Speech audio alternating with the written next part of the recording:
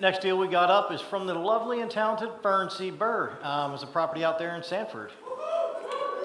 Come on, you guys can do better than that. There you go. Fern, how are you tonight? I'm good. How are you? I'm doing awesome.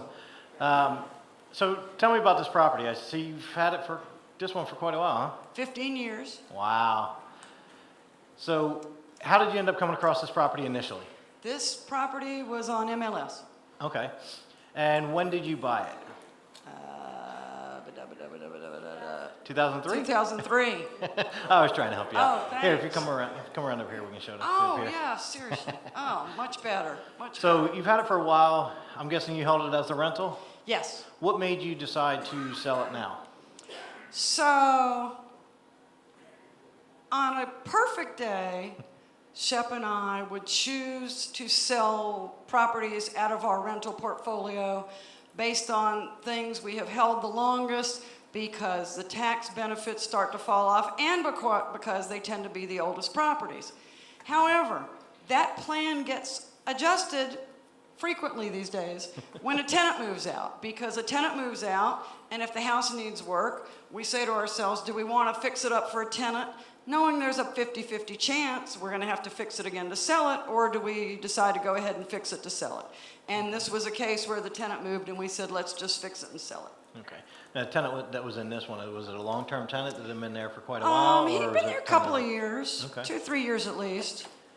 So when you bought the property initially, was it cash, financing, hard So money? we originally bought the property for cash, and then after we did a little fix-up, went to a private lender and did a cash-out refi. Okay. And you've held it since then? Awesome. Yeah, we've had it all that time. All right. How often did you have to do any renovations in there? Is it, after every tenant, or was it a pretty good property is that the reason you kept it for One 15 tenant years? in particular required we do a lot of work. Mostly just paint, maybe some flooring. Not much flooring in this one because, as you'll see, it has beautiful hardwood floors. And so that didn't require too much attention. Can we go back for a second? We can. Okay, because I want to just Cost talk you a about the dollar, photos a little bit. So the kitchen is obvious. The one on the left was the before, and you can see after. I want to point out in the far right photo, the wall that you see at the end of that, and that'll be important in other photos. So that's all I wanted to go back to those pictures for. So our rehab this time was around 14 grand, new paint. We put the shutters on the front of the house, which was inexpensive. New front door, very minor landscaping. I'm not a fan of spending much money on landscaping at all. Basically mulch and landscape timbers. A little mulch, couple plants, and you're good to go. Yeah. We did refinish the hardwood floors, which are beautiful. Put new tile in the kitchen and the bathroom. New cabinets. In a house at this price point, we use off-the-shelf hardwood cabinets and just finish them with polyurethane. Okay. It's inexpensive but pretty. Buyers like it. The appliances were used. I've become a huge fan of appliances off Facebook Marketplace. The appliances in this property, instead of a $2,000 appliance package, probably cost $600-700. The pictures here, the left speaks for itself. But you see in the back of that picture where the water heater is, and you see the right-hand picture, that was a very inexpensive project where, and we did it years ago even for rental, where it was framed out just to put the bifold doors in there to separate the washer, dryer, and water heater from the rest of the kitchen, and that's that wall. If you go back a second, was the wall. That's that wall right there. Right over here, correct? That's all that was just a simple, for hundreds, not thousands of dollars, and it looked great in the kitchen and was great for rental as well as resale purposes. Awesome. Now, when you say you polyurethane the cabinets, does that mean you No, guys, no, or no, you no, have no, somebody do that? no. I had to ask. No, on this rehab we have a couple of handy guys for easy projects like this. And the guy we use is a craftsman when it comes to refinishing hardwood floors. Okay. So we chose him based on that particular expertise.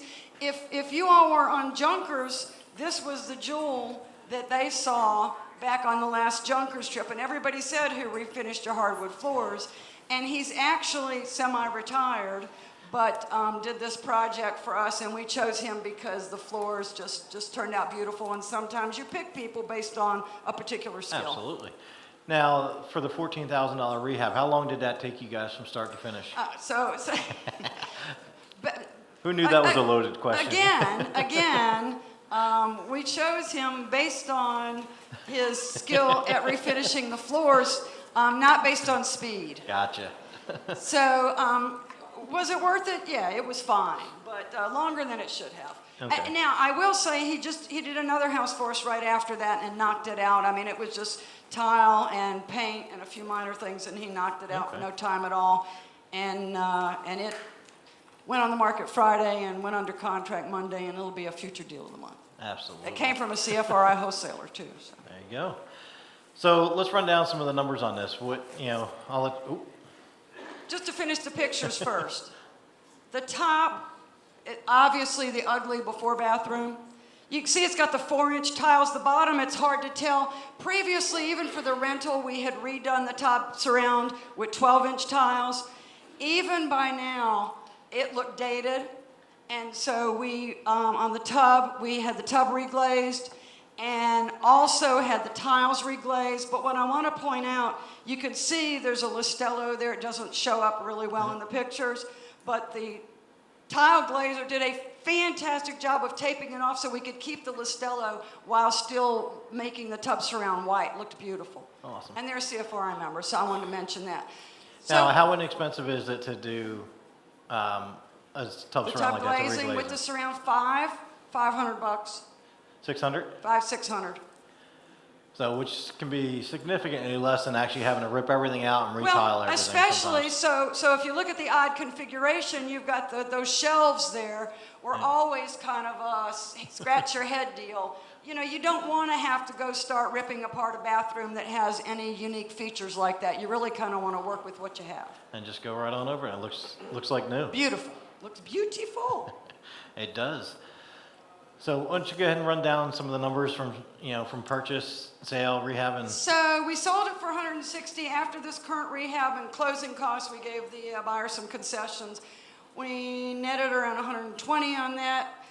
I just pulled a number out of the air, rental income for 15 years, and it's a net number, not a gross number. So that's factoring in for some repairs over the years, et cetera. 50 grand for that.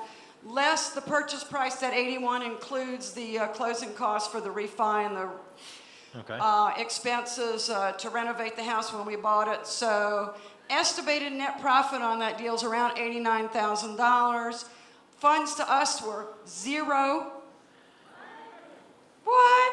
And why is that? Because, where is he? Where is he? I heard him, I don't see him. Oh, he's back He's there. hiding back there. Because when you sleep with your CPA, which is always the best advice I give everybody, and 5 minutes after closing, you get this spreadsheet showing you what your tax liability is. It gives you major heartburn and wants you to go have a glass of vodka. Then the decision was made that we were better off postponing the tax liability, and so the funds were put into a 1031 exchange. Some of that money is being used to close on a property from another CFRI member on Friday, and that was the purpose of my previous announcement. And that's why you need the money. We still or you need have another funds property by left Friday. from that exchange, and that's why we need to identify another property by Friday, because we still have, if not, then the difference between what we're buying Friday, that portion of it will get taxable, which is not terrible, but we would still like to avoid Push it that down if the we road. could. So, I want to mention this, because this is a 2-bedroom house. And we don't normally buy 2-bedroom houses. And I don't know if you noticed on the first slide, this is an 1,126 square foot house with a 1,296 square foot garage. so it's proportioned properly. If you look at the front of Who the needs the house, house? you can just barely see the street. That's actually, for those of you familiar with it, on 25th Street in Sanford. It's a very busy street. We bought it because it had the potential for office zoning, and we thought that would be a selling point in the future. It ended up 15 years detached garage. It ended up not being a selling point at all. Nobody ever cared about buying that property for an office. But everybody wanted to buy it for this garage. It had been our warehouse for these 15 years. Well, let me back up. A third of it was our warehouse, and we were able to rent out a portion of it to our handyman. Oh, okay. And if when you're in this business a long time, you can accumulate, I'll keep it clean, a lot of stuff. Yes. And so having a warehouse space was a beautiful thing, and it was very painful when we got ready to sell this property to have to empty that out, and a bunch of stuff went to the dump, some of it went to my house in the garage, but that was we had one buyer, she fell out originally for personal reasons, and that's why what sold this house was that garage space. So, the moral of the story is I would be very cautious of a house on a busy street like that, unless there's some other benefit to it, like this garage was in this case. That is awesome. I know for me, that would be the biggest selling point. Because I don't need a little space in the house, but I want the garage. I want that room. We went down to Sanford and begged, and they laughed at us. We wanted them to celebrate. It's already got separate electric that was legal. Oh, wow. We really wanted to keep that, and they were like, there is no Not way gonna we're happen. approving that for you. No. I know we gave you guys a lot of information, but does anybody have any One more questions thing on real this one? quickly. Yes. This is all self-staging. The dining room set I picked up on Facebook Marketplace for about $60, and we store the dishes and placemats for repetitive use. The knickknacks around the fireplace we save. The mattress is an air mattress. We don't store a mattress. The dresser there is the only thing that was an old dresser at my house. And when we're done with these things, usually we'll have a garage sale and sell it real cheap. But in this case, we've got another one that we're working on now, so we'll probably just move it on to right on down stage the the road. next one. Yeah. Awesome. So any questions? Yes, sir. So what, Friday the clock runs out, 45 days runs out? That's correct. That is correct. So, Motivated to buy. Very. Yes. so the question was, so when you do a 1031 exchange, you have 45 days to identify the replacement property. You have longer than that to close, and the 45 days is running out. I think it might be Saturday or Sunday, but for all intents and purposes, it's running out this Friday, so that's why we're interested in identifying another property if we can.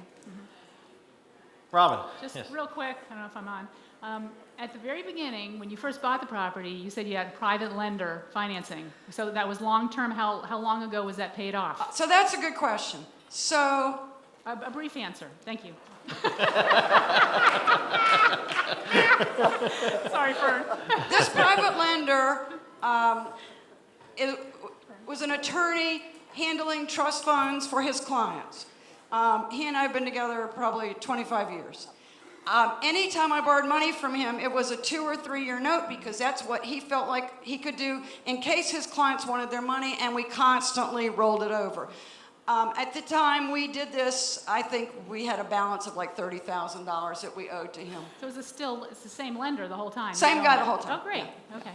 Yeah. Awesome. I think we have time for one last question if anybody's got one. Oh, there we go. Yes, sir. Yes, Norm. No, Facebook Marketplace. Are you you're on Facebook? Yeah, it's a replacement, in my opinion, for Craigslist, because at least this way, instead of worried you're going to get robbed at gunpoint, and a friend of mine did with a Craigslist transaction, at least you can look at their profile and kind of get some sense of who you're dealing with. We tried to buy a refrigerator the other day, and I said to the guy, is it cold and is it plugged in and running? And he's like, no, it was cold when we bought it. And I'm like, I can't buy your refrigerator unless it's cold and plugged in and running when I get there. So we've had pretty good luck with these appliances on Facebook Marketplace. Awesome. Fern, thank you very much. Thank you, Jack. Thank That you was an all. awesome deal. Oh, the best part.